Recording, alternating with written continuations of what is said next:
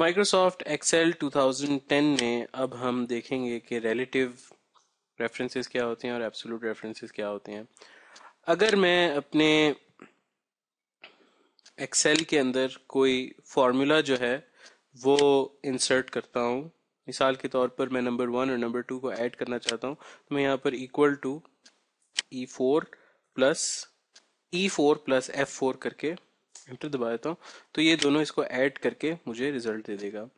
अगर मैं इस फॉर्मूला को कॉपी करता हूँ और अगले सेल में पेस्ट करता हूँ, तो आप देखेंगे जब आप इस पर डबल क्लिक करेंगे तो सिंपली उसने ये किया है कि E5 और F5 को ऐड कर दिए। यहाँ पर E4 और F4 ऐड हो रहे थे, यानी कि उसने एक रो सिर्फ इंक्रीमेंट किया है और बाकी सारा फॉर्मूला वैसे का वैसा रहने दिया है। इसी तरह अगर मैं यहाँ पर इस फॉर्मूला को कॉपी करता हूँ और पेस्ट करता हूँ, तो वही फॉर्मूला यहाँ पर बना हुआ आ जाएगा। इसको हम बोलते हैं रिलेटिव रेफरेंस। इसका मतलब ये है कि इसने रिलेटिवली अपने फॉर्मूले को जो मैंने कॉपी किया है रेफरेंस किया है। अगर मैं अपने फॉर्मूला के अंदर चाहता हूं कि ये सिर्फ इस वाले नंबर के साथ एडिशन हो सबका, तो उसके लिए मैं एब्सोल्यूट रेफरेंस यूज करूंगा। एब्सोल्यूट रेफरेंस बेसिकली आप डॉलर साइन जो है E4 के अंदर ऐड कर देंगे और 4 से पहले ऐड कर देंगे। अब देखते हैं कि अगर मैं इस फॉर्मूले को कॉपी करता हूं तो क्या होता है।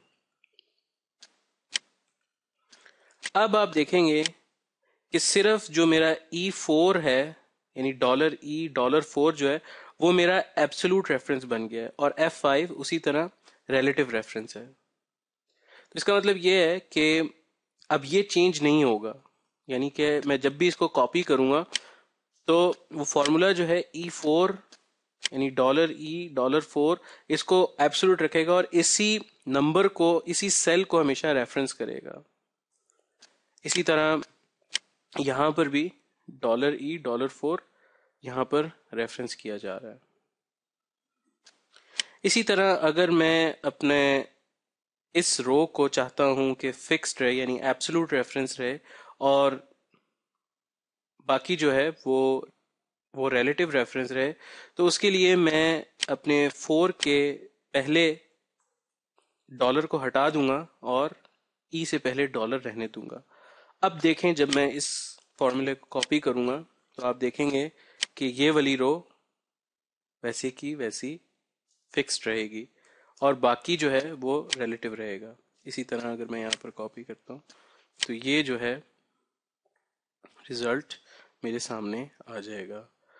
तो ये एब्सोल्यूट और रिलेटिव रेफरेंस का कॉन्सेप्ट है और एक्सेल में ये बहुत मुफीद है जब आपके पास बड़े टेबल्स हों और कोई परसेंटेज वगैरह अगर आप कैलकुलेट करना चाहें।